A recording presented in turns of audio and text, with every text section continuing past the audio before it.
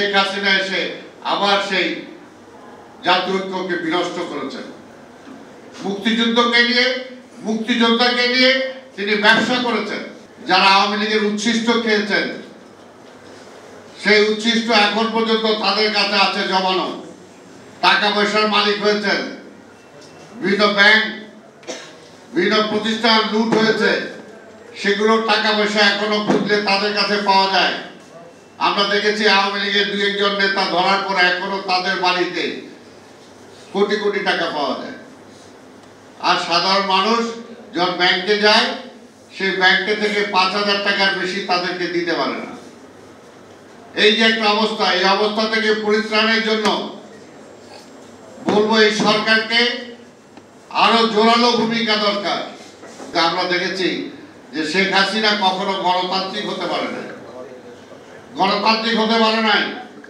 ৭২ থেকে ৭৫ তার বাবা যেমনি এই দেশে গণতন্ত্র হত্যা করেছিলেন, গণতন্ত্র হত্যা করে একদলীয় মার্শাল কায়েম করেছিলেন, তার মেয়ে শেখ হাসিনা সেই একই পথে হেঁটেছেন। বরঞ্চ তার বাবার থেকে কিছু বেশি এগিয়ে গিয়েছিলেন যে কিভাবে সকল রাজনৈতিক দলের ক্ষমতা কেড়ে নেওয়া যায়। মুখে বলেছেন গণতন্ত্রের কথা, আর অন্তরে ছিল একদলীয় বাকশাল। তাই তার কি পতন হয়েছে সেটা আমরা দেখেছি। আজকে বলতে চাই যে এখানে আমাদের যারা আছে সবাই নির্যাতিত, সবাই নির্যাতিত।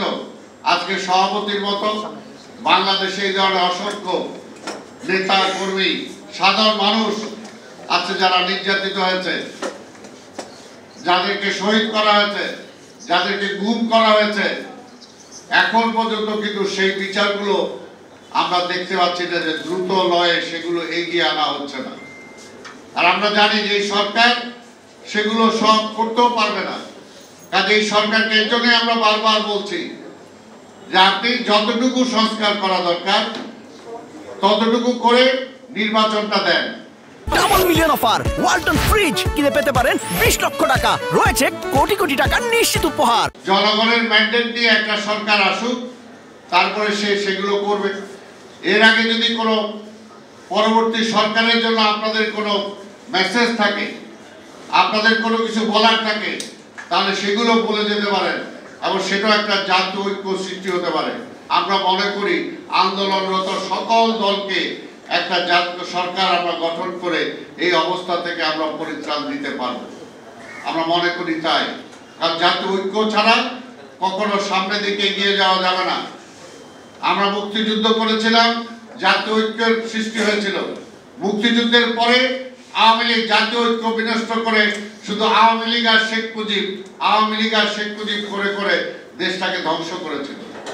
আবার পরবর্তী পর্যায়ে জাতীয় ঐক্য সৃষ্টি হয়েছিল, কিন্তু শেখ হাসিনা এসে আবার সেই জাতীয় ঐক্যকে বিনষ্ট করেছেন। মুক্তিযুদ্ধকে নিয়ে, মুক্তিযোদ্ধাকে নিয়ে তিনি ব্যবসা করেছেন, ব্যবসা করেছেন।